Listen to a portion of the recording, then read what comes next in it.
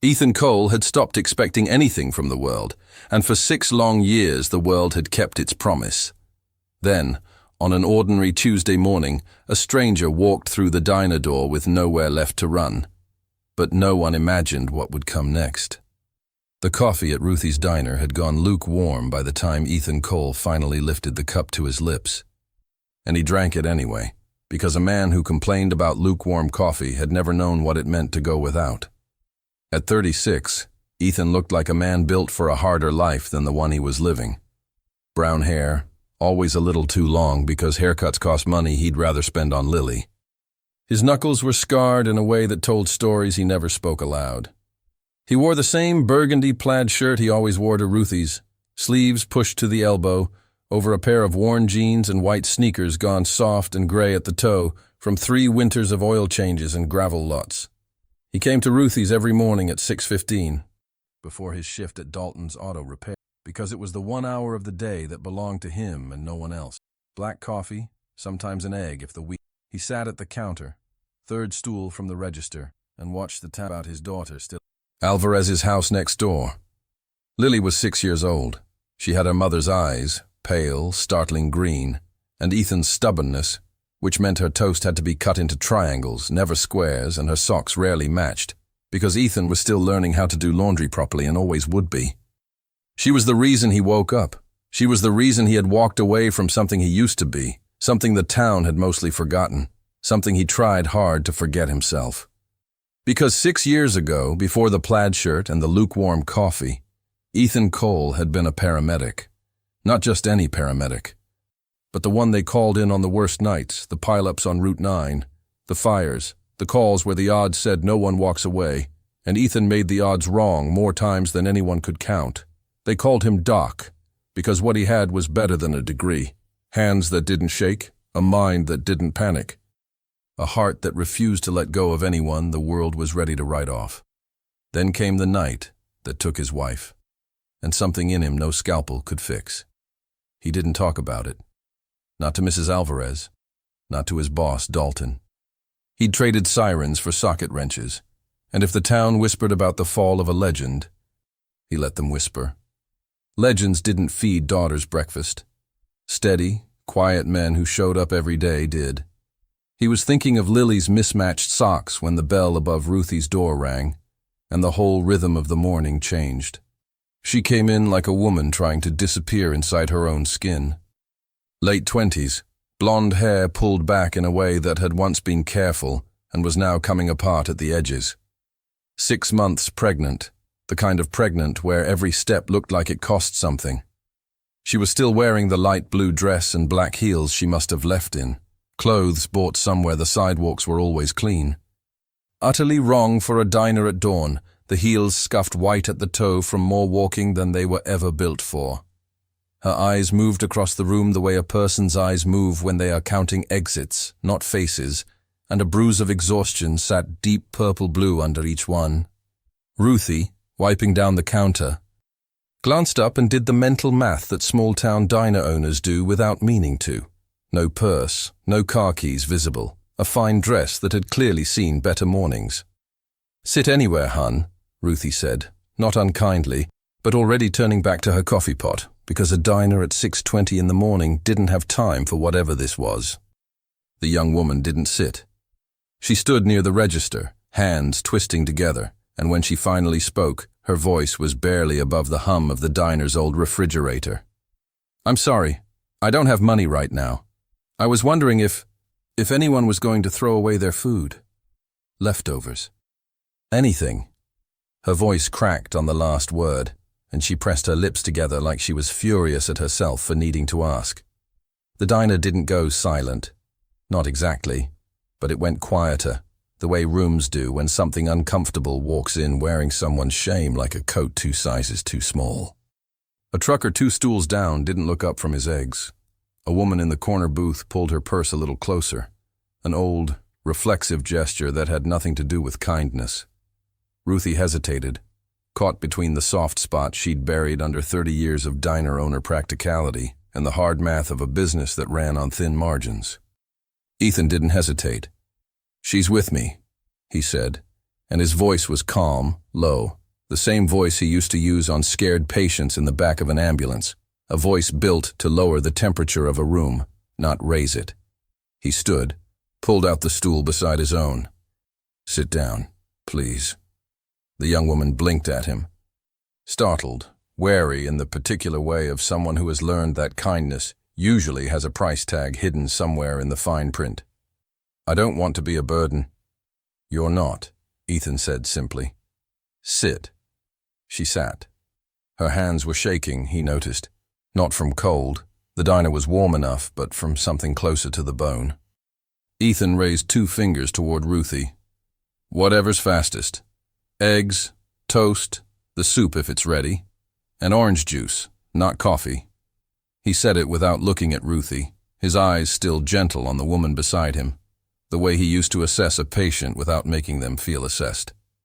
"You don't have to do this," the woman said quietly, staring at the counter like it might swallow her whole if she looked at it hard enough. I don't do this. Ask strangers. I've never—" She stopped herself, swallowed, tried again. "My name is Sophia." "Ethan," he said, "and you don't owe me an explanation, Sophia. Everybody's dignity is worth the same as everybody else's. Yours isn't spent just because you asked for help." Something in her face cracked open at that. Not tears yet, but the threat of them. The particular flinch of a person who has not heard a kind sentence directed at her in longer than she can remember. She looked down at her hands, at the plain gold ring still on her finger that she seemed to be avoiding. And Ethan noticed but said nothing. Noticing without prying, that was a skill he'd learned in ambulances, in kitchens where domestic calls had gone bad, in 100 rooms where a question asked wrong could shatter the fragile thing standing in front of him. That was when the black car pulled up outside. It was the kind of car that didn't belong on this street, long, dark, polished to a shine that reflected the gray morning sky like a mirror. A man stepped out of the passenger side in a suit that cost more than Ethan made in 2 months, sunglasses on despite the overcast sky, an air of a man who had never once in his life had to wait for anything.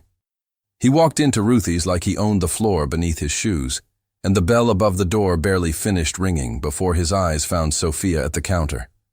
"There you are," he said, and his voice carried the practiced smoothness of someone used to being obeyed without raising his volume. "Preston's been worried sick. We've had half the county looking for you, Sophia. Running off like this, in your condition, it's reckless. It's embarrassing, frankly." Sophia went rigid beside Ethan, her spoon frozen halfway to her mouth, her face draining of what little color it had. "I'm not going back." "Marcus," she said, quiet but steady, the words of someone who had rehearsed this exact sentence in her head 100 times in the dark. Marcus smiled, but it didn't reach anywhere near his eyes. He looked around the diner, at the chipped linoleum, the paper napkin dispensers, the mismatched salt shakers, with the particular contempt of a man cataloging everything beneath him. His gaze landed on Ethan last, traveling from the faded plaid shirt down to the grease-stained cuticles that no amount of scrubbing ever fully lifted. "And who's this?" Marcus asked, amusement curling at the edge of his mouth.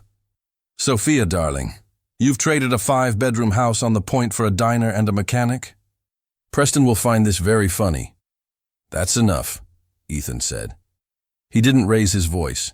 He didn't need to. There was something in the stillness of the way he said it that made the trucker 2 stools down finally look up. Marcus laughed, a short, ugly sound. "Or what? You'll fix my transmission?" He turned back to Sophia. All business now, the mask of charm sliding cleanly off his face like it had never been there. "Get up. The car's outside. I'm not going to ask twice, and if I have to call Preston and tell him you made a scene in a diner with a grease monkey, it won't go well for you. You know that better than anyone." The word landed in the room like a slap. And several things happened at once. Sophia's breath caught. Her hand went instinctively protective to the curve of her stomach, and her face went the color of old paper. Ethan stood up slowly, and something in his posture had changed. Not aggressive, never that, but immovable, the way a man stands when he has decided, calmly and completely, that he is not going to move from this spot regardless of what it costs him. She said she's not going back, Ethan said. I think you heard her the first time. Marcus's eyes flicked over him again, cataloging, dismissing. This isn't your business, friend. She's sitting at my table, Ethan said. That makes it my business. For a moment the two men simply looked at each other, and the diner held its breath around them. Ruthie frozen with the coffee pot in hand, the trucker's fork forgotten on his plate. The woman in the corner booth watching over the rim of her mug. It was the trucker, finally, who broke the silence, squinting at Ethan like he was trying to place a face out of an old photograph. Wait a second, the trucker said slowly, half to himself. I know you. You're the medic. The one from the Route 9 pileup, the tanker fire. My cousin Deb was in that wreck, man. You pulled her out yourself. Everybody talked about it for a year. Wrong guy, Ethan said quietly, not taking his eyes off Marcus. And something flickered behind Marcus's sunglasses, a first small crack of uncertainty, as if he hadn't accounted for the diner having a memory of its own. Sophia was staring at Ethan now too, something unreadable moving across her face. Not quite recognition, but the dawning sense that the man beside her was not, in fact, exactly what he appeared to be at 6:20 in the morning, in a plaid shirt and worn jeans. Marcus recovered his composure with the practiced ease of a man who had spent his whole life smoothing over inconvenient truths. This is charming, he said, truly. But Sophia is coming with me, and there is nothing a mechanic with a hero complex is going to do about. He didn't get to finish the sentence. Sophia made a sound, small, strangled, a gasp cut off halfway, and her hand shot out to grip the edge of the counter. Her face had gone from pale to gray in the space of a breath, sweat breaking suddenly across her hairline, and her knees buckled beneath her all at once, the stool scraping backward with a shriek against the linoleum. Sophia! Ethan was already moving before she hit the floor, already sliding beneath her to catch the fall, already turning her gently onto her side with hands that had done this 1,000 times in 1,000 different kinds of chaos. The years fell away from him in an instant. The grease-stained sleeves, the tired shoulders, all of it burned off like morning fog, and what was left underneath was something the town of Millbrook hadn't seen in 6 long years. Call 911 now, Ethan said, and his voice had changed entirely, flat, clear, cutting through the panic of the room like a blade. Tell them a pregnant woman, unresponsive, possible eclampsia. Tell them to hurry. Ruthie was already fumbling for the phone. Marcus stood frozen by the register. Sunglasses still on, utterly useless. His expensive suit suddenly meaning nothing at all in a room that had just remembered what actually mattered. Ethan pressed 2 fingers to Sophia's throat, counting silently, his face a mask of total concentration, and beneath the diner's fluorescent lights. Surrounded by strangers, a woman running from a life that had never once been kind to her, and a man running from a life he had once been, found themselves tangled together in a single fragile moment that neither of them would ever be able to walk away from. Her pulse was there, thin, fast, but there. Stay with me, Sophia, Ethan said, low and steady, the words meant for her and no one else in the room. You're not alone. Not anymore. And outside, through the window fogged with the morning's first light, the black car idled at the curb like a warning that the trouble had only just begun.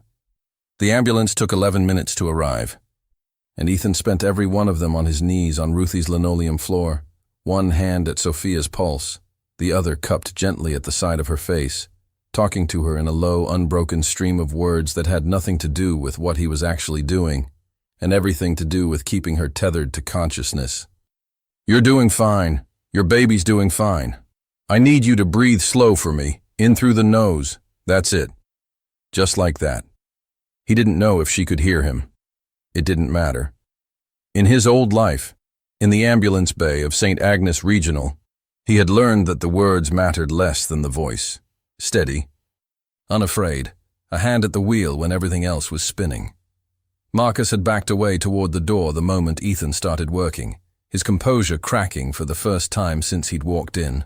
Sunglasses finally coming off to reveal eyes that didn't know what to do with a crisis that wasn't solved by money or a raised voice.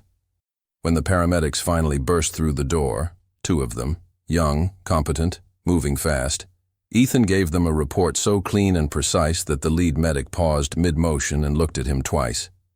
BP's dropping, pulse 130 and thready, no seizure activity yet, but I don't like the swelling in her hands. Get mag sulfate ready, she's at real risk for eclampsia, Ethan said, rattling it off the way another man might recite his own phone number. You a nurse? The young medic asked, already moving, already trusting the information without knowing why. Used to be one of you, Ethan said, and stepped back to let them work. And something in the way he said it, used to be, carried 6 years of silence in 4 words. They loaded Sophia onto the gurney, an IV already running, oxygen mask over her face, and as they wheeled her toward the door, she reached out, weak, uncoordinated but deliberate, and caught Ethan's sleeve. Don't leave, she managed, muffled beneath the mask, her eyes finding his with a kind of desperate clarity. Please. Ethan looked at Ruthie, who was already nodding before he asked. Go. I'll tell Dalton you're out sick. Go, Ethan. He rode in the front of the ambulance because there wasn't room for him in the back. And he spent the 6 minutes to Millbrook General with his hands pressed flat against his knees to keep them from shaking, staring out the window at a town he had lived in for 6 years without ever really looking at it, wondering how a single cup of lukewarm coffee had turned into this. Millbrook General was not a large hospital, but it was enough. By the time Ethan made it through the emergency room doors, Sophia was already back, stabilizing, the doctor's initial read cautiously optimistic, high blood pressure, dangerous but caught in time, the baby's heartbeat strong on the monitor. Ethan sat in a molded plastic chair in the hallway for 4 hours, because no one told him to leave and he didn't know how to make himself go. And somewhere around hour 3, he realized he'd missed picking up Lily from Mrs. Alvarez's, and his stomach dropped with a different, more familiar kind of fear. He called. Mrs. Alvarez answered on the second ring, her voice warm and unbothered in the way of a woman who had raised 5 children of her own and had long since stopped being surprised by life's detours. She's fine, mijo, she's coloring. You go do what you need to do. That's what family's for. Ethan thanked her 3 times before she laughed and hung up on him gently. Family. The word sat strangely in his chest. He had built his whole life around the idea that family was a small, closed circle, himself and Lily. A fortress of 2, because the last time he'd let the circle widen, he'd lost the person standing at its center. His wife, Rachel, had died 4 years after Lily was born, an aneurysm no one saw coming, quiet and cruel and entirely undramatic, the kind of death that didn't make the news and didn't need to, because it was catastrophic enough just for the 2 people left behind. Ethan had been a paramedic for 9 years by then. He had saved strangers on the worst nights of their lives more times than he could count, had reached into wreckage and pulled people back from the very edge, and none of it, not 1 hour of training, not 1 ounce of skill, had let him save the one person he most needed to save. He had held Rachel's hand in a hospital bed, very much like the ones down this same hallway, and he had understood, in the rawest and most complete way a person can understand anything, that all his hard-won competence meant nothing against the right kind of silence. He had quit 11 days after the funeral, told his captain he was done, packed the uniform into a box he never opened again, and taken the first job that didn't ask him to save anyone. An oil change, a brake job, a car that either ran or didn't, with no in-between, no gray area where a man's failure to be fast enough could cost a life. Dalton's auto repair didn't pay much, but it never asked him to hold anyone's hand while they died. 6 years. He'd told himself the wound had scarred over. Sitting in this hallway, waiting on news of a stranger, he understood how much of a lie that had been. Around noon, a nurse found him and told him Sophia was asking for him. He went in slowly, unsure of his welcome, and found her sitting up, IV still in her arm, a hand resting on the gentle curve where her son or daughter waited, still safe, still hers. They said you saved us, Sophia said quietly, before he'd even reached the chair. Both of us. You saved yourselves, Ethan said. I just noticed in time. That's not noticing, she said. That's Ethan. That trucker knew who you were. The Route 9 pileup. My doctor said something about preeclampsia, and you already knew the word before he said it. Her eyes were sharp, despite the exhaustion carved into her face. Who are you? Really? Ethan sat down slowly in the chair beside the bed, the same posture he'd taken at the diner counter. Patient, present, unwilling to run from a hard question, even when running would have been easier. I used to be a paramedic. 9 years. I don't do it anymore. Why not?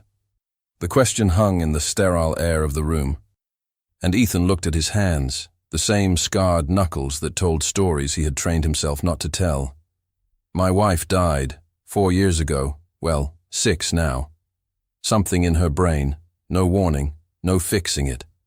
I spent 9 years pulling strangers out of the worst moments of their lives, and I couldn't do a single thing for her. His voice didn't break. Exactly, but it thinned, the way old rope thins right before it gives. Seemed cruel after that, to keep saving everyone except the person who mattered most. So I stopped trying to save anyone. Fixed cars instead. Cars don't die on you in the night. Sophia was quiet for a long moment, her hand still resting protectively over her stomach. I'm sorry, she said finally, and it didn't sound like the empty condolence people offer out of obligation. It sounded like she meant it, like she understood something about carrying a wound no one else could see. Your turn, Ethan said gently, giving her the out to change the subject or take it. Preston, Marcus, the car. You don't have to tell me, but I'd like to understand what I just stepped into. Sophia's jaw tightened, and for a moment Ethan watched her decide, weighing the exhaustion of explaining against the loneliness of not being believed. Preston Wade, she said finally. You've probably heard the name. His family owns half the shoreline properties from here to the county line. We were engaged 8 months. It looked perfect from the outside. It always does, doesn't it? But he controlled everything. My phone, my friends, my money, even which doctor I was allowed to see for the pregnancy. When I started asking questions he didn't like. Things got... She stopped, swallowed, started again. Marcus works for him, fixes problems. I was a problem apparently the moment I stopped agreeing with everything Preston said. And the baby? Mine, Sophia said fiercely, the first real heat Ethan had heard in her voice. Not a bargaining chip. Not an heir to be managed. Mine. Her hand tightened over her stomach. I left 3 weeks ago. Been moving town to town since. Sleeping in a car I sold 2 days ago because I needed the cash. I hadn't eaten in almost 2 days when I walked into that diner. Her voice cracked on the confession. Shame flooding back into her face. I've never had to ask a stranger for food in my life. I didn't know how humiliating it would feel until I was standing there doing it. It's not humiliating to be hungry, Ethan said. It's only humiliating if the world makes you feel small for it. I wasn't going to do that. I noticed, Sophia said. And for the first time since the diner, something like the ghost of a smile crossed her face. Lily met Sophia 3 days later, when Ethan, unable to explain to his own satisfaction why he kept coming back to the hospital, telling himself it was just decency, just making sure a stranger wasn't alone in a strange town, brought his daughter along after school because Mrs. Alvarez had a doctor's appointment of her own. Lily marched into the hospital room in her mismatched socks and her backpack still slung over one shoulder, entirely unbothered by hospitals in the way that children who have never known real tragedy tend to be, and fixed her pale green eyes on Sophia with the frank, assessing stare only a 6-year-old can pull off without cruelty. Are you having a baby? Lily asked. I am, Sophia said, smiling for what might have been the first genuine time in weeks. Is it a girl or a boy? I don't know yet. I hope it's a girl, Lily said decisively, climbing uninvited onto the chair beside the bed. Boys are loud. My dad says I used to be loud too, but I don't remember that. She considered Sophia for a moment longer. "Are you sad? You look sad." "Lily," Ethan said gently, a warning, but Sophia held up a hand, unoffended. "A little sad," Sophia admitted, "but I'm getting less sad. Your dad's been helping with that." Lily nodded with the deep, unquestioning satisfaction of a child confirming something she already suspected to be true. "He's good at helping people. He used to help people that got hurt in car crashes, but he doesn't do that anymore because it made him too sad about my mom." She said it simply, without any sense of how large a thing she just said. And Ethan felt his chest tighten. The particular ache of watching his daughter carry a truth she was still too young to fully understand. Sophia's eyes met Ethan's over Lily's head, something soft and unguarded passing between them, and neither of them said anything because there was nothing that needed saying. A 6-year-old in mismatched socks had said it plainly enough for all of them. That evening, as Ethan buckled Lily into her booster seat in the parking lot, his phone buzzed with a text from an unknown number. He opened it in the glow of the street lamp and felt the temperature of the whole evening drop. "You should be more careful who you defend, Mr. Cole. Some people's problems have a way of becoming other people's problems. Preston sends his regards." He looked up sharply toward the hospital's dark windows, an uneasy feeling crawling up the back of his neck. The same instinct that used to warn him a scene wasn't secured before he waded into it. Somewhere out there in the dark, someone had learned his name. And Ethan understood, with the flat certainty of a man who had spent 9 years reading the moment right before everything went wrong, that the black car outside Ruthie's diner had only been the opening move. The second time Preston Wade came to Millbrook, he came himself. It was a Thursday, 9 days after the diner, and Ethan was under the hood of a Buick that belonged to the town's retired postmaster when Dalton stuck his head into the bay, an odd look on his weathered face. "Ethan, fella out front asking for you. Says his name's Wade."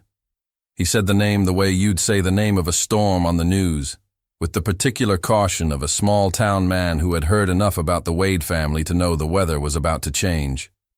Ethan wiped his hands on a rag that had long since stopped getting anything truly clean and walked out into the lot, and found a man standing beside a car twice as expensive as the one Marcus had arrived in, dressed in the kind of tailored ease that suggested he had never once worried about the cost of anything in his entire life. Preston Wade was handsome in the practiced, gym-toned way of a man who paid people to maintain that handsomeness for him, mid-40s, silver already threading through dark hair in a manner clearly engineered rather than earned. "So you're him," Preston said, looking Ethan over with the same cataloging contempt Marcus had shown at the diner. "Except colder, more precise, a man used to appraising things he intended to acquire or discard. The mechanic. I have to admit, I expected someone more impressive given the trouble you've caused me." "I haven't caused you any trouble," Ethan said evenly, arms crossing over his chest, grease still dark under his fingernails. "Sophia left you. That happened before I ever met her." "Semantics." Preston waved a hand as if swatting a fly. "She's carrying my child. That makes her decisions my business, and it makes anyone helping her hide from me my business too." He glanced around the lot, the rusted lift, the stack of old tires, the faded Dalton's auto repair sign with one letter burnt out, with an expression that made it clear exactly what he thought of the life Ethan had built here. "This is what you traded for a career saving lives. Fascinating. I did some digging, Mr. Cole. Route 9, the Ellison twins, the Hartford street fire. You used to be somebody in this town. Now you're an oil stain with a mortgage." The words were meant to wound, and a handful of the men working nearby had gone quiet, wrenches stilled mid-turn, listening in that careful way small towns have of pretending not to eavesdrop while missing nothing at all. Ethan felt the old, familiar heat rise in his chest. Not anger, exactly, but something adjacent to it. The particular sting of a public accounting of everything he'd lost. But he had spent 6 years learning to sit with that heat without letting it drive him, and he let it pass through him now like weather. "You can say whatever you want about who I am," Ethan said quietly. "It won't change what Sophia decided. She's an adult. She left. That's not a puzzle for you to solve, and it's not a debt for me to pay. You don't understand who you're dealing with, Preston said, stepping closer, his voice dropping into something with more edge to it now. Less performance and more threat. I don't lose things, Mr. Cole. I especially don't lose to men like you. Men who peaked at 28 pulling bodies out of cars and now spend their days changing oil for pensioners. Whatever noble little fantasy you're building with her, the wounded damsel, the fallen hero riding to the rescue one more time, it ends. Today, I'll make it worth your while to walk away, or I'll make the alternative extremely unpleasant. Your choice. There's no version of this where I let a scared woman go back to a man who scares her, Ethan said, and something in his voice had gone very still, very quiet, the voice of a man who had made his decision long before this conversation started and felt no need to raise it for effect. You can offer me money. You can threaten me. Neither one changes the answer. For the first time, something flickered across Preston's composed face. Not quite anger, something closer to genuine confusion, the particular bewilderment of a man encountering, perhaps for the first time in his adult life, someone who simply could not be bought or frightened. It was in that pause that the school bus rounded the corner and stopped at the crosswalk beside the shop, and Lily came barreling off it the way she always did, backpack bouncing, aimed straight at her father like a small green-eyed missile. Because Wednesdays and Thursdays she got dropped near the shop and walked the last block herself, proud of the responsibility. "Daddy!" she called out, and then stopped short at the sight of the strange, gleaming car and the stranger standing far too close to her father. Some instinct in her small body reading the tension in the air the way children often do before adults think they're capable of it. Preston looked down at her, and something calculating crossed behind his eyes. A new angle. A new piece of leverage presenting itself. "Well," he said smoothly, crouching slightly, his public voice sliding back into place like a mask. "You must be the daughter. Aren't you a pretty thing?" "Don't talk to her," Ethan said. And the stillness in his voice had gone to something harder now, something with an edge Preston hadn't heard yet. Lily, unbothered by the tension her father clearly felt, walked past the stranger entirely and pressed herself against Ethan's side instead, small arms wrapping around his waist, grease stains and all. "Is this man being mean to you?" she asked, loud enough for the whole lot to hear, staring up at Preston with the frank, undisguised suspicion only a child can level at an adult without apology. Preston laughed, but it had lost its polish. "Mean? No, sweetheart. Your father and I are just—" "He looks mean," Lily said flatly, cutting him off with the devastating honesty of a 6-year-old. "My dad doesn't look mean even when he's mad. You look mean even when you're smiling." She turned her face up toward Ethan, entirely unconcerned with the millionaire standing 3 feet away. "Can we go home? I don't like him." Something in the men working nearby broke. A stifled laugh from one of the mechanics, quickly swallowed, and even Dalton, watching from the office doorway, had to turn away to hide his grin. Preston's jaw tightened at being read so plainly, so publicly, by a child in a stained backpack, and Ethan felt something in his own chest ease slightly at the sight. Pride, love, a fierce and sudden gratitude for a daughter who saw people clearly even when the adults around her pretended not to. "We're going home," Ethan told her gently, resting a hand on her head. "Go wait by the truck, baby. I'll be 1 minute." Lily obeyed, though not without one last suspicious look over her shoulder at Preston, who watched her go with the flat expression of a man recalculating. "Cute kid," Preston said, once she was out of earshot, and there was something in the way he said it, deliberate, testing, that made the temperature of the moment drop several more degrees. It would be a shame if her father's poor judgment cost her more than it already has.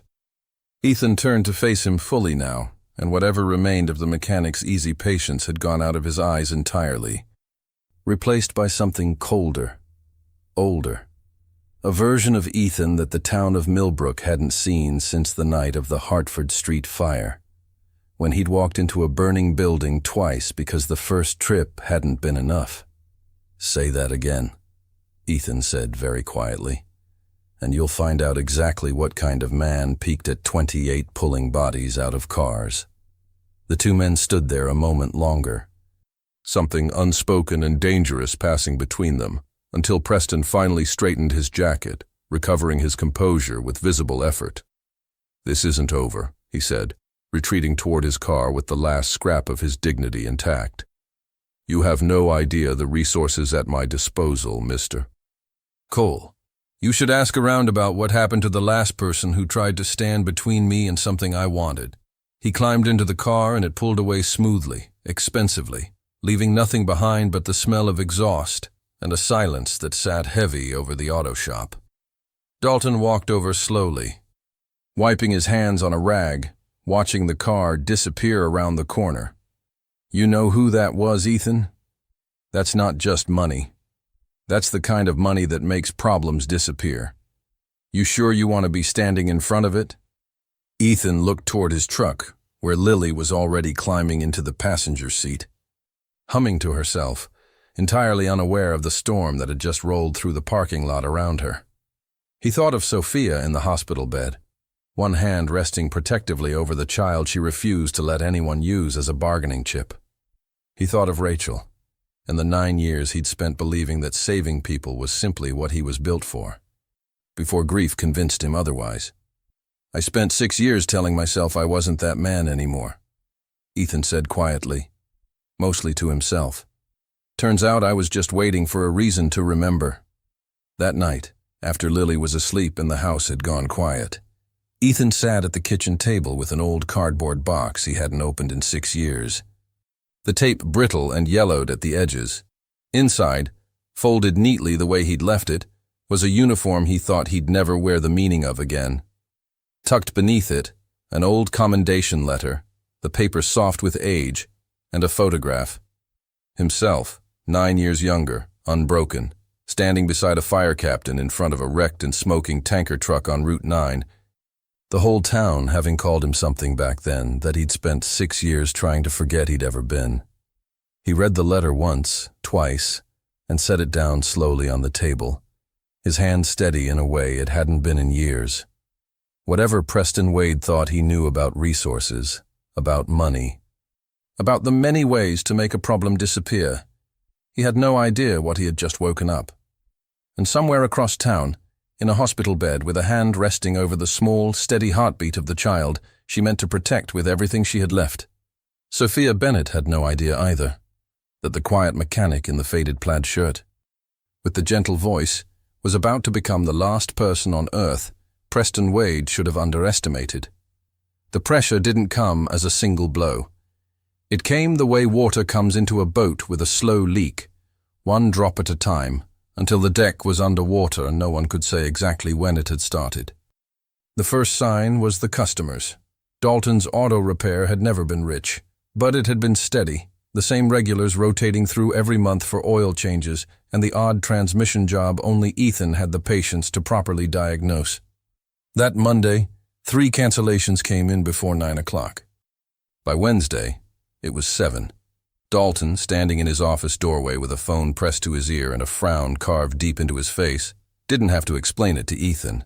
Ethan already understood. "Somebody called Frank Whitmore direct," Dalton said, hanging up the phone slowly. "Offered to buy out his loan on that new pickup if he took his business to the shop over in Cedarville instead. Same for the Hendersons. Same for old man Pruitt.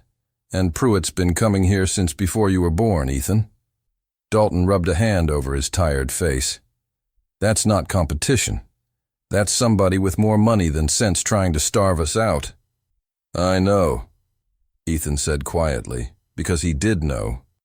And there was no use pretending the black car and the tailored suit hadn't found a way to reach into every corner of Millbrook that mattered to him. "I can go, Dalton. You don't have to lose your shop because Preston Wade's got a grudge against me." Dalton looked at him for a long moment, the kind of look a man gives when he's deciding something important about another man's character. 31 years I've had this shop," he said. "My father built that lift with his own 2 hands. You're not going anywhere, son. A man doesn't get to buy loyalty just because he's got more zeros in his bank account. We'll tighten our belts. We've done it before. It was a kind of loyalty Ethan had almost forgotten existed, and it settled into his chest like a hand on the shoulder, steadying him even as the ground kept shifting beneath his feet. The second sign was subtler, and it frightened him more. A woman he didn't recognize came into the shop on Thursday afternoon, well-dressed, carrying a leather folder, introducing herself as a family law consultant doing informal outreach in the area. She asked Ethan pointed questions about his custody arrangement for Lily. Was there a formal agreement? Had Rachel's family ever expressed concerns about his fitness as a single father? Had there been any incidents at his home that might interest a judge? Ethan answered every question calmly, his hands steady on the wrench he'd been holding when she walked in. But underneath the calm, something old and protective coiled tight in his stomach. He had buried his wife. He would not lose his daughter to a rich man's tantrum. He didn't tell Lily any of it, That was the rule he'd made for himself the night Rachel died, sitting alone in a hospital chapel at 4 a.m, with a 6-month-old baby asleep against his chest. Whatever storm comes, it doesn't touch her. Not the fear, not the grief, not the fights. She gets to be a child for as long as a child gets to be a child. And I will carry the rest myself. So when Lily asked, over dinner that night, why he looked tired, he told her it had been a long day at the shop, and he let her tell him about the caterpillar she'd found on the walk home instead. And he listened to every detail of that caterpillar with the same intensity he'd once given to reading a patient's vitals. Because some things a father does not get to be too tired for. Sophia was discharged from Millbrook General on Friday, blood pressure finally stable, the baby's heartbeat strong and steady on every monitor they'd hooked her to. She had nowhere to go, no car, no money beyond the little Mrs. Alvarez had quietly slipped into her coat pocket during a visit. No family she trusted enough to call. Ethan didn't think twice. He drove her back to his small house on Willow Street, made up the spare room that had mostly been used for storing Lily's outgrown clothes, and told her, in the same steady voice he used for everything that mattered, that she could stay as long as she needed. "I can't pay you," Sophia said, standing in the doorway of the spare room, her blonde hair pulled loose from the careful knot she'd worn to the diner, her hand resting where it always seemed to rest now, over the swell of her stomach. "I didn't ask you to," Ethan said. "Everyone wants something." Ethan. That's the first thing you learn when your name means money. Preston taught me that better than anyone. Ethan set the last folded towel on the dresser and turned to face her, unhurried, the same patience he brought to a stalled engine or a frightened patient. "I'm not Preston," he said simply. "I don't know how to make you believe that except by not asking you for anything, day after day, until you stop waiting for the bill to come due." Something in Sophia's face cracked at that. Not tears, not quite, but close. The particular vulnerability of a woman who had spent months bracing for a blow that never came. "Why?" she asked, quieter now. "Why does it matter to you? You don't know me. You don't owe me anything." Ethan considered the question honestly, the way he considered most things, turning it over before he answered. 9 years I pulled people out of car wrecks and burning buildings," he said. "You learn something doing that, about who people really are. Underneath the version of themselves they show the world. You were terrified and starving, and you still said thank you to a waitress who barely looked at you. You still worried, in that ambulance, about whether the paramedics were being paid enough overtime. That's not nothing, Sophia. That's exactly everything." He shrugged, a small, tired gesture. "Besides, my daughter already likes you, and Lily's got better judgment about people than most adults I know." Sophia laughed. A real laugh, short and surprised, the first one Ethan had heard from her. And it changed her whole face. Chased some of the exhaustion out of it for just a moment. "She told me boys are loud," Sophia said. "She's not wrong." "She's rarely wrong," Ethan agreed. Terrifying, honestly. That evening, after Lily had fallen asleep with a picture book still open on her chest, Ethan found Sophia sitting on the back porch steps. wrapped in one of his old flannel jackets against the evening chill, staring up at a sky full of stars that a city like the one she'd grown up in never let you see properly. He sat down beside her without a word, close enough that their shoulders nearly touched, and for a long while neither of them said anything at all. "I used to think love was supposed to feel like this constant performance," Sophia said finally, her voice low, unguarded in the dark in a way it never was in daylight. Being perfect, being grateful, being exactly what Preston wanted every single day, or feeling the temperature of the room drop until I fixed it. "I forgot what it felt like to just—" She gestured vaguely at the porch, the stars, the quiet. "Exist, without performing." "You don't have to perform here," Ethan said. "Not for me. Not ever." Sophia turned to look at him then, and in the porch light her eyes were soft, uncertain, searching his face for the catch. The price tag she'd spent her whole engagement learning to expect. She didn't find one. Ethan simply looked back at her, steady as he always was, and something passed between them that neither one of them was ready to name yet, but both of them felt all the same. A small, fragile warmth, entirely unearned and entirely real. The third sign came on Saturday morning, and it was the ugliest one yet. Ethan had taken Lily to the town park, a small ritual they kept most weekends, and he was pushing her on the swing set when Marcus appeared at the edge of the playground, sunglasses on despite the overcast sky, standing with the deliberate stillness of a man who wanted to be noticed.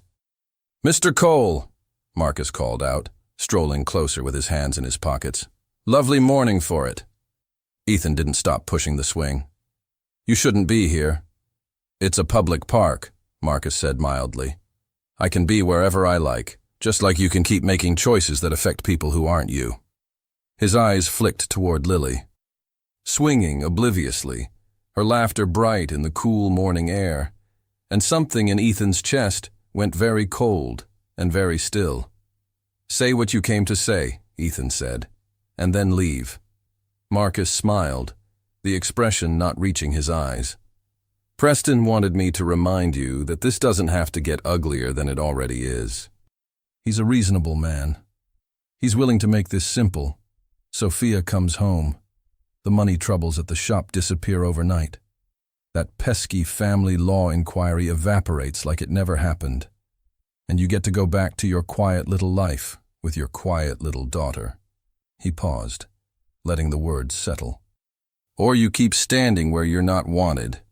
And I promise you, Mr. Cole, Preston Wade does not lose gracefully. Whatever peace you think you've built here, it's built on sand, and he can wash it away any time he decides to stop being patient." Ethan stopped the swing.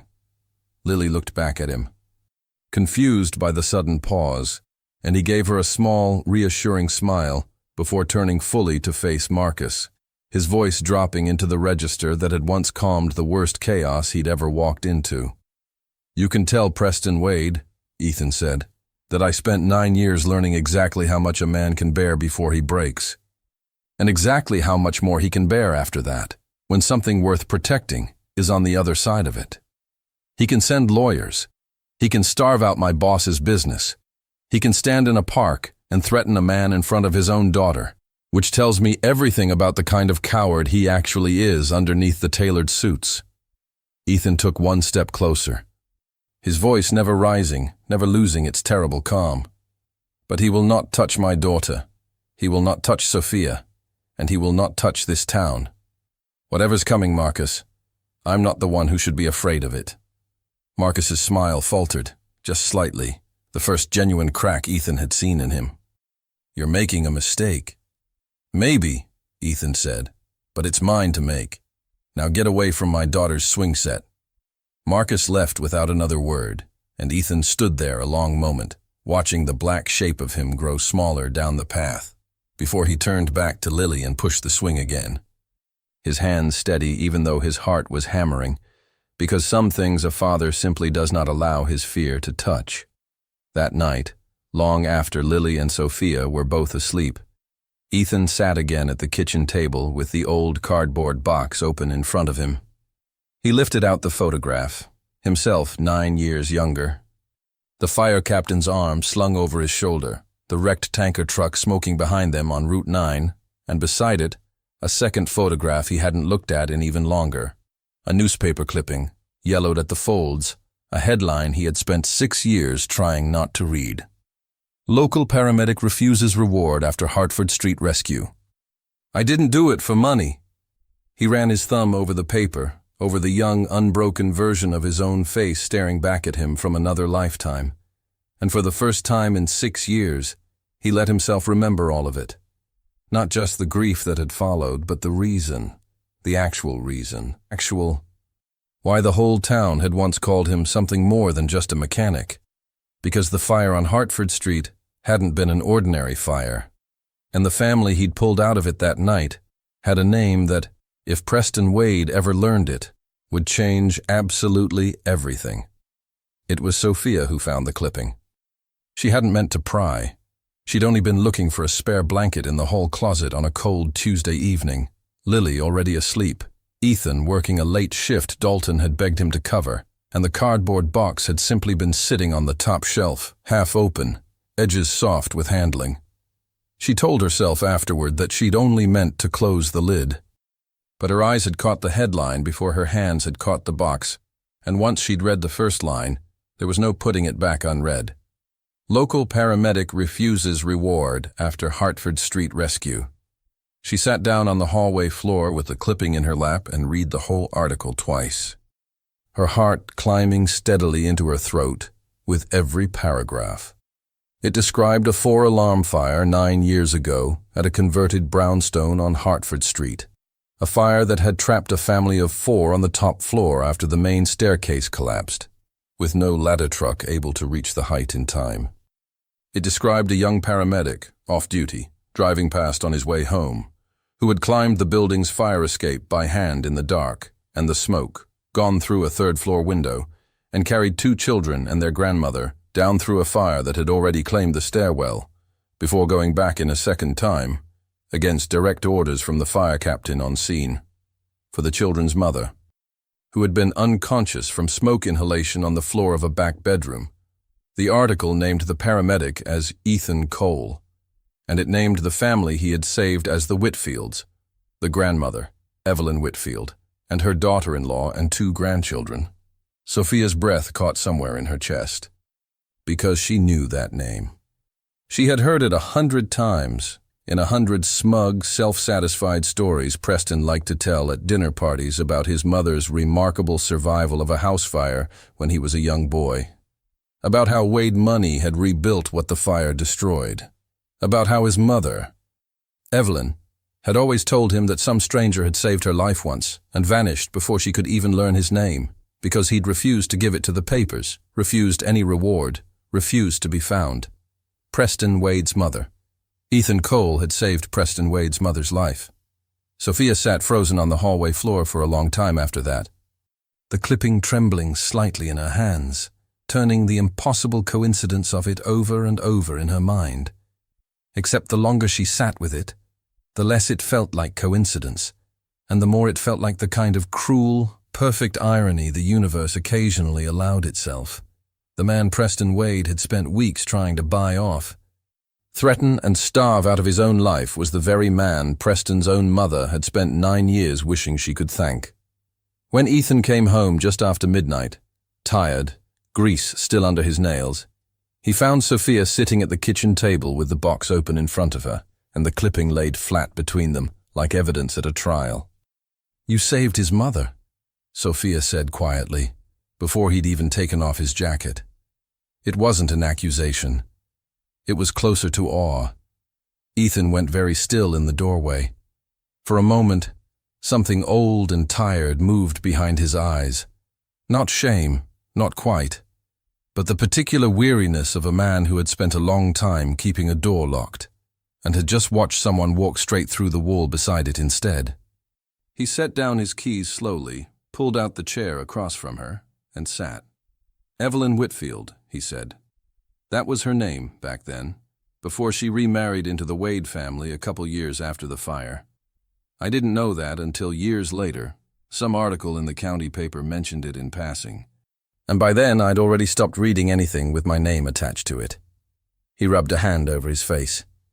I was 27. Off duty, driving home from a double shift, saw the smoke before I even heard the sirens. The captain on scene told me not to go back in for the mother. Building was already failing. They'd called it, said the risk wasn't worth one more body if the floor gave. His jaw tightened at the memory. I went back in anyway. I've never regretted a single thing in my life less than that decision.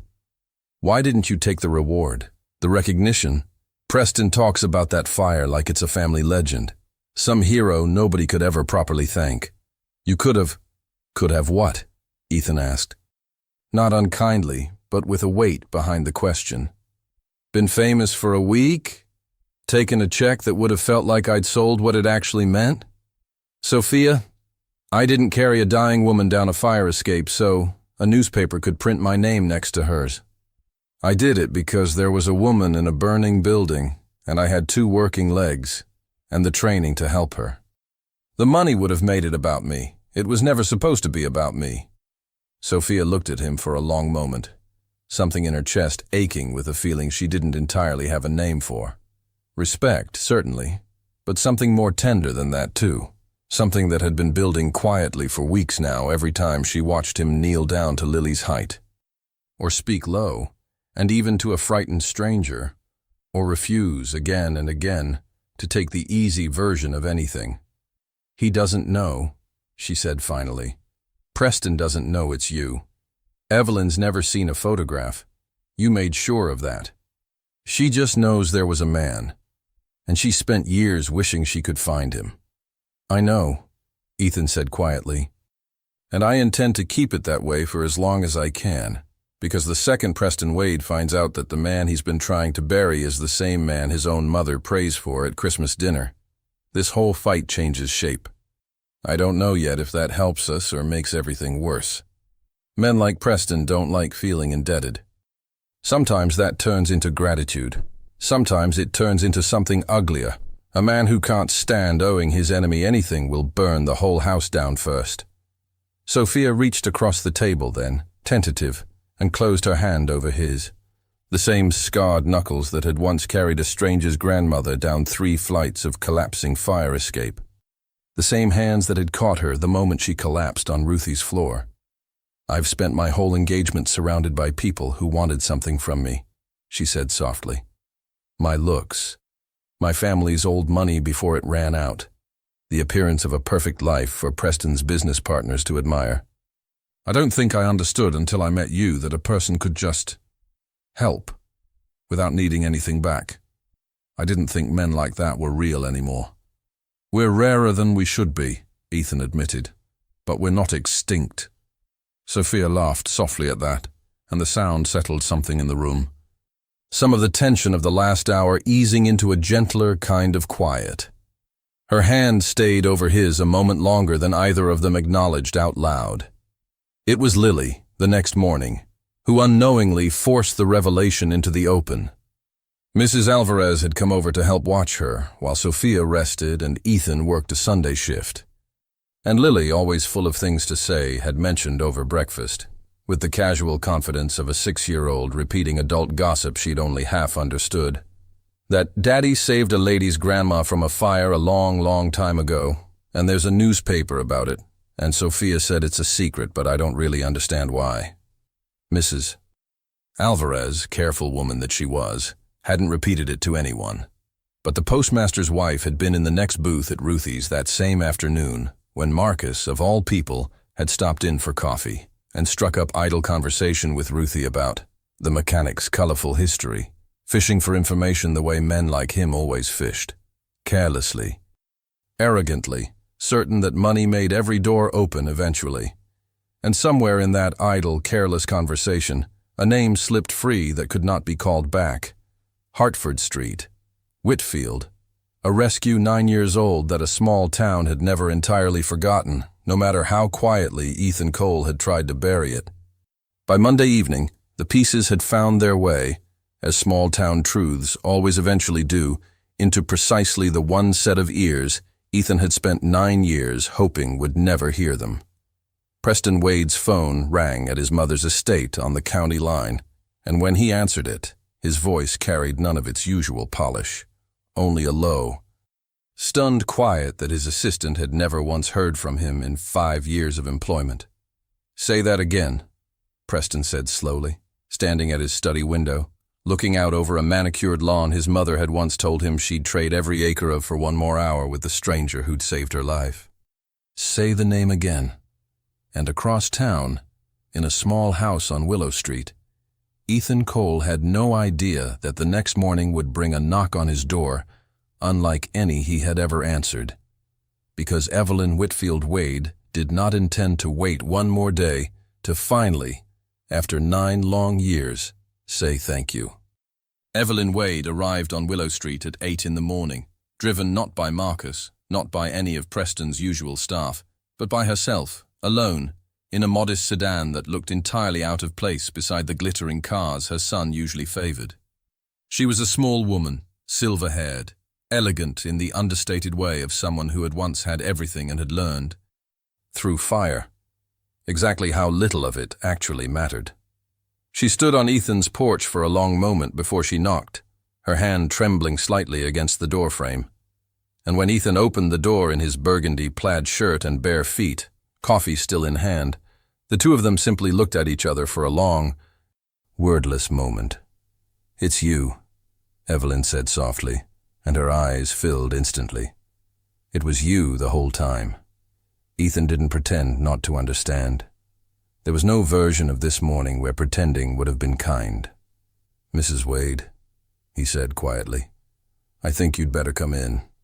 She cried in his kitchen for nearly 10 minutes before she could speak properly. And Ethan sat with her the way he'd once sat with 100 frightened strangers in the backs of ambulances, patient, present, letting the moment take whatever shape it needed to take. When she finally found her voice, she took both of his scarred hands in her own soft, aged ones and held them like something precious. "I have spent 9 years," she said, "lighting a candle every year on that date, not knowing your name, not knowing your face, just knowing that somewhere in the world there was a man who had climbed into a building everyone else said was already lost and carried an old woman and her grandchildren down a fire escape with his bare hands. And then gone back in for a woman he'd never met, against direct orders, because he couldn't stand the thought of leaving her." Her voice broke. "That man raised my grandchildren's mother from a floor already thick with smoke. That man gave me 9 more years with my son I never should have had. And he did it. And vanished, because he didn't want a single thing in return." She pressed his hands tighter. "Do you have any idea what that kind of grace does to a family, Mr. Cole? Do you have any idea how many nights I have wondered if I would ever get the chance to simply say thank you? You don't owe me anything." "Mrs. Wade," Ethan said gently, "you never did." "I know that's exactly what you'd say," Evelyn said, almost laughing through her tears. "My son told me what kind of man you were. He meant it as an insult. He has no idea he was describing the finest thing a person can be." It was in that moment that Preston himself arrived, summoned by his mother's own hand, though he hadn't known why until he stood in the doorway of a small house on Willow Street and saw his mother weeping at the kitchen table of the very man he had spent weeks trying to destroy. Preston stood frozen, the color draining slowly from his face as the pieces assembled themselves in real time behind his eyes. The mechanic, the rescue, the name on the old clipping. His mother's hands wrapped around the scarred fingers of a man he had called an oil stain with a mortgage in front of his own daughter.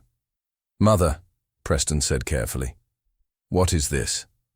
Evelyn rose from her chair, and for the first time since he'd walked in, Preston saw something in his mother's face he had never seen directed at him before. A fierce, unbending disappointment.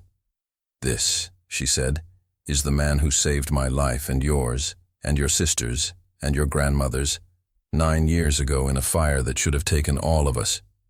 This is the man you have spent weeks trying to bankrupt, threaten, and drive out of this town, because he had the decency to defend a frightened pregnant woman from the family that terrorized her."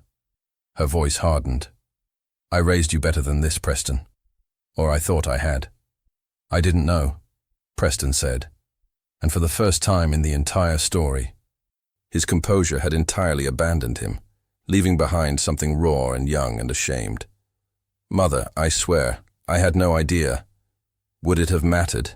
Ethan asked quietly, and the room went still at the question. If you'd known who I was 9 years ago, would you have treated Sophia any differently? Would you have let her leave a relationship that frightened her without sending Marcus to hunt her down? Would you have looked at a mechanic with grease under his nails and seen a man worth respecting, instead of a problem to be priced and disposed of? Ethan's voice never rose, never sharpened into cruelty, but it cut cleaner than any shout could have. I don't want your gratitude, Preston. I never wanted a reward for Hartford Street, and I don't want one now. What I want is for you to leave Sophia and her child alone, permanently, and let a family that was never yours to control choose its own life. Preston stood in the doorway a long moment. The arrogance that had carried him through every previous conversation in this story utterly absent now, replaced by something smaller, more honest. A man confronting, perhaps for the first time, the true size of what he had almost destroyed out of wounded pride. She's happy here? He said finally, quietly, looking past Ethan toward the hallway where Sophia now stood, drawn by the commotion, one hand resting protectively over her stomach, watching the whole scene unfold with wary, careful eyes. Isn't she? Yes, Sophia said, stepping forward, her voice steadier than Preston had heard it in over a year. I am. For the first time since I said yes to your proposal, Preston, I am actually happy. And I am not coming back. Not for money. Not for the baby's sake. Not for anything you could ever offer me again. Preston looked at her for a long moment, and something in his face, not forgiveness, not redemption, but at least the first honest crack of self-awareness, finally settled. Then I won't fight you anymore, he said quietly. The lawyers, the pressure on the shop, all of it, it ends today. I'll have Marcus handle the paperwork releasing any claim. He turned to his mother, something almost boyish and lost in his expression. I'm sorry, Mother. I've clearly become a man you don't recognize. Then it's time you met him again, Evelyn said simply. The boy I raised, before all this money taught you to mistake power for worth. The weeks that followed unfolded with a quiet, ordinary grace that felt, to Ethan, like the first true peace he had known since Rachel's funeral. Dalton's shop filled back up within days, old customers returning sheepishly, some leaving apology casseroles on the counter as though a homemade pie could undo weeks of quiet economic warfare. The family law inquiry evaporated exactly as Preston had promised. And Sophia, more and more each day, stopped flinching at sudden movements, stopped watching doorways like an exit strategy, started laughing, really laughing, at Lily's endless stream of 6-year-old philosophy over the dinner table. Sophia's son was born on a clear October morning, 3 weeks after Evelyn Wade's visit, in the same Millbrook General Maternity Ward, where the whole unlikely story had first bent toward hope. Ethan was in the waiting room with Lily on his lap, her small hand gripping his sleeve with the fierce importance only a child can bring to a moment, when the nurse came out and told them it was a boy, healthy, strong lungs, and that Sophia was asking for both of them. They named him Henry, after no one in particular, because Sophia said she wanted him to grow up as the first man in her life who never had to live up to anyone else's legacy, only his own.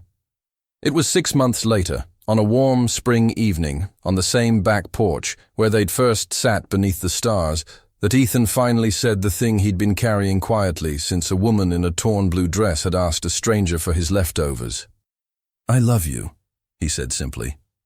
Henry asleep against Sophia's shoulder, Lily's laughter drifting faintly from inside the house where she was teaching Mrs. Alvarez a card game with rules she kept changing in her own favor. I've loved you since the second week, if I'm honest, somewhere between the hospital and the night you helped Lily with her spelling homework and didn't once make her feel stupid for struggling. I didn't think I had this in me again. I was wrong. Sophia turned to him, her blonde hair loose around her shoulders, her eyes bright with something that had taken 9 long months and 1 impossible morning at a diner to finally, fully return to her.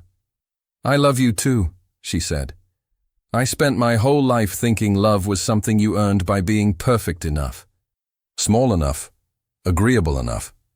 You taught me it was supposed to feel like this instead, like coming home to a place that never asked me to be anyone but myself." He kissed her then, slow and certain, the porch light catching the small, simple ring he'd slid onto her finger only a week before. And somewhere inside the house, a 6-year-old girl with mismatched socks pressed her face to the window, grinning at the sight of her father finally, fully happy, and did not, for once in her young life, feel the need to say a single word about it. Millbrook still talked about Ethan Cole, years later, not as the fallen legend they'd once whispered about in Ruthie's diner, and not as the quiet mechanic who kept to himself either, but as something steadier than both. A man who had lost everything once and had rebuilt it not with money, not with reputation, but with the simple, unglamorous, unbreakable habit of showing up, every single day, for the people who needed him. Sophia Cole, as she became that autumn, would tell anyone who asked that the greatest rescue her husband ever performed hadn't happened on Hertford Street at all. It happened at a diner counter on an ordinary Tuesday morning, when a stranger asked for his leftovers, and a quiet man decided without a second thought that her dignity was worth more than his own comfort. Everything after that had simply been the two of them, and the family they had built together, learning how to be whole.